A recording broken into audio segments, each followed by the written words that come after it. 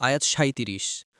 وهم يصطرخون فيها ربنا أخرجنا نعمل ربنا أخرجنا نعمل صالحا غير الذي كنا نعمل أولم نعمركم ما يتذكر فيه من تذكر وجاءكم النذير فذوقوا فما للظالمين من نصير।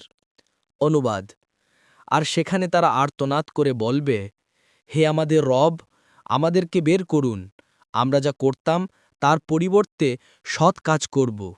আল্লাহ বলবেন, আমরা কি তোমাদেরকে এত দীর্ঘজীবন দান করিনি যে তখন কেউ উপদেশ গ্রহণ করতে চাইলে উপদেশ গ্রহণ করতে পারত? আর তোমাদের কাছে সতর্ককারীও এসেছিল, কাজেই তোমরা শাস্তি আস্বাদন করো, আর জালিমদের কোনো সাহায্যকারী নেই। তফসির। ১ নম্বর ফুটনোট। অর্থাৎ জাহান্নামে যখন কাফিররা ফরিয়াদ করবে যে, হে আমাদের পালনকর্তা, আমাদেরকে এ আযাব থেকে মুক্ত করুন, আমরা সৎকর্ম করব এবং অতীত কুকর্ম ছেড়ে দেব, তখন জবাব দেওয়া হবে যে, আমি কি তোমাদেরকে এমন দীর্ঘজীবন দান করিনি যে তখন কেউ উপদেশ গ্রহণ করতে চাইলে উপদেশ গ্রহণ করতে পারত? আলী ইবনে হুসাইন জাইনুল আবেদিন রহেমাহুল্লাহ বলেন, এর অর্থ ১৭ বছর বয়স। কাতাদা ১৮ বছর বয়স বলেছেন। এতে ১৭ বা ১৮র পার্থক্য সম্ভবত এই যে কেউ ১৭ বছরে এবং কেউ ১৮ বছরে সাবালক হতে পারে। সারিয়াতে এ বয়সটি প্রথম সীমা, যাতে প্রবেশ করার পর মানুষকে নিজের ভালোমন্দ বোঝার জ্ঞান আল্লাহ পক্ষ থেকে দান করা হয়।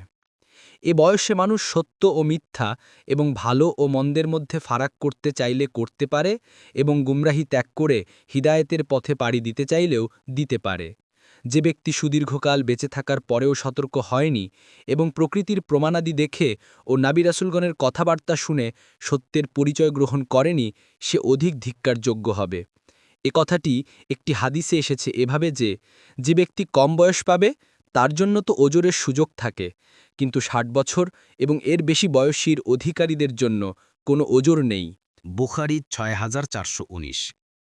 আলী রাদিয়াল্লাহু আনহু বলেন, আল্লাহ যে বয়সে গুনাহগার বান্দাদেরকে লজ্জা দেন তা হচ্ছে ৬০ বছর। ইবনে আব্বাস এক বর্ণনায় ৪০ আর অন্য বর্ণনায় ৬০ বছর বলেছেন।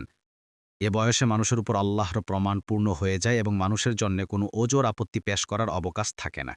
কারণ ৬০ বছর এমন সুদীর্ঘ বয়স যে এতেও কেউ সত্যের পরিচয় লাভ না করলে তার ওজর আপত্তি করার কোনো অবকাশ থাকে না। এ কারণেই উম্মতে মুহাম্মদীর বয়সের গড় ৬০ থেকে ৭০ বছর পর্যন্ত নির্ধারিত রয়েছে। ২ নম্বর ফুটনোট। এ সতর্ককারী সম্পর্কে কয়েকটি মত আছে।